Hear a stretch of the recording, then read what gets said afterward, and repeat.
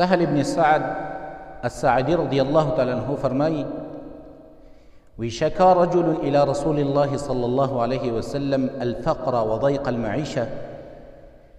یو سړي رسول الله صلی الله علیه وسلم ته شکایت وکړو د غریبۍ او د تنګ ژوند چې یا رسول الله غریبي مې ده، ژوند مې تنګ دی، پریشانه یم.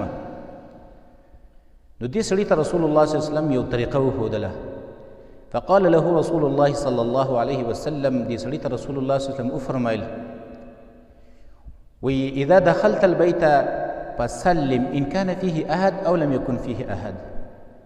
یو کار ته دا کوه چې کله کور ته ننوځې نو سلام کوه، په کور والو باندې سلام کوه. دویم ثم سلم علی، بیا ورته رسول الله صلی الله علیه وسلم دویم کار دا کوه چې بیا په ما باندې سلام کوه، په ما باندې درود وایه. او دریم وقرأ قل هو الله احد. دریم کار د کور ته د ننوتو په ټیم کې دا کوه چې قل هو الله احد سورت وایه. نو ففعل الرجل، هغه سړي دا کار شروع کور ته به چې نوت سلام به کو، بیا به درود شریف وه او دارنګې بیا به سورت اخلاص قل هو الله احد سورت وه.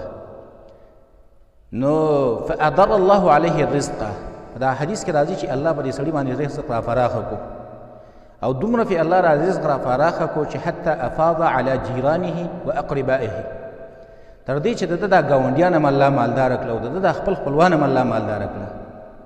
د دې حدیث کې یو بهترینه طریقه د غریبۍ، دارنګې د فقر، دارنګې د تنګ ژوند د پریشانۍ دپاره یو بهترینه طریقه رسول الله صلی الله علیه وسلم صحابي ته ښودلې ده.